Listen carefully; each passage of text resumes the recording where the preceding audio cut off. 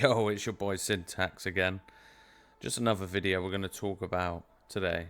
We're going to talk about Gears eSports. Just curious to see thoughts on that and sort of what's going to happen. I know there's a lot of speculation saying that they've just bought out the game just to cater for PVE and sort of for a fun fan base, which I get. People are new to the franchise, so they're going to want to see fresh new additions. I've been playing the game a long time, 15, 20 years, something like that.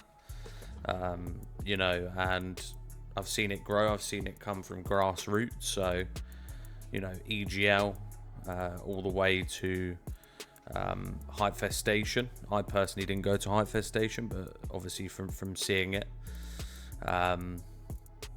Multiple LAN events I've been to globally and obviously locally too. I just want to get your thoughts on sort of where you guys are at in terms of, do you think that it should just be picked up by grassroots, or do you think there should be a dedicated esports program again? I know there's a lot of talk going on online with one of the owners of FaZe. He's saying he would like to see it back and if he can support, the program. But yeah, no mention of it whatsoever.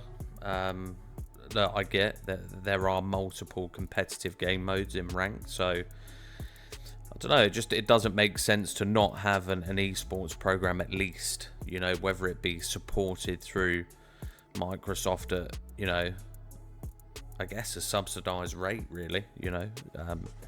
Some form of funding. I know there's been a lot of cuts, with Microsoft, and you see a lot online, you read a lot, but it would be interesting to see. I mean, globally, I think the game, just before its release, the beta isn't even out yet, and look at the numbers, right? Look at the content creators, look at what people are saying, and I saw what Nick Merckx had to say about,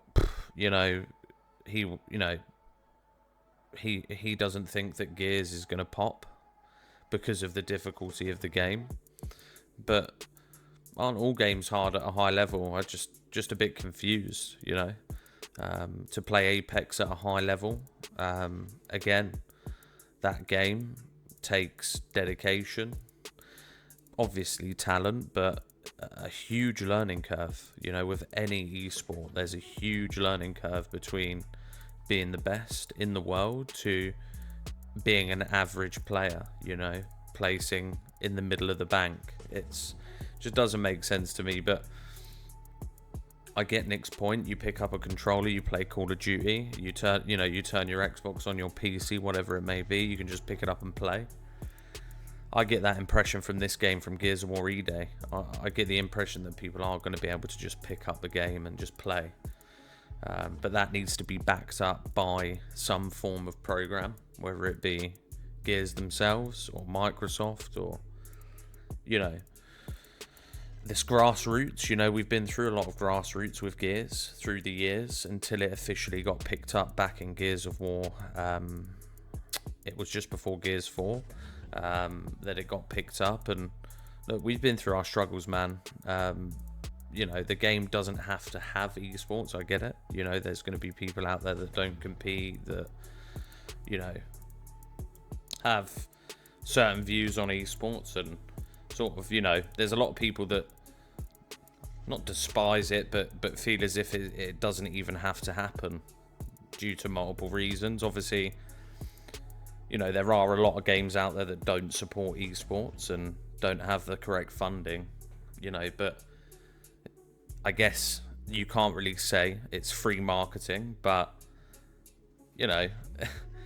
it keeps the game alive. Any game, any form of competition will keep the game alive, whether it be small LAN events or online events, whatever it may be. It needs something to keep the game going. There's only so much Horde, Siege, and campaign and rank play that people are going to play before it fizzles off, regardless of seasons. I get that it's being supported by, if you look at their content pack on the store, there's going to be 5 seasons. That's already confirmed.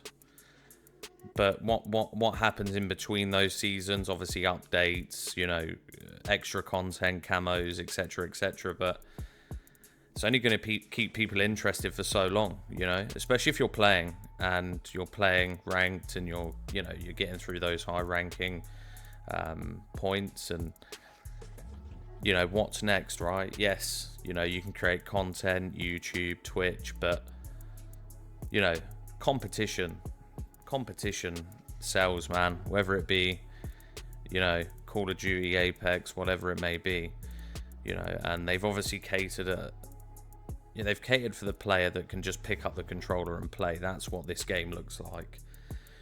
There is definitely a bigger skill gap just from watching. There's definitely a bigger skill gap in other Gears games, especially I'd probably say Gears 4 and 5. Obviously Gears 3 as well. Big skill gaps. Gears 1 and 2, in my opinion, they were just the very beginning of the franchise, obviously.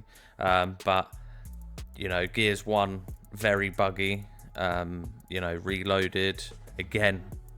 We see it the same, right? It's buggy. We all know it is.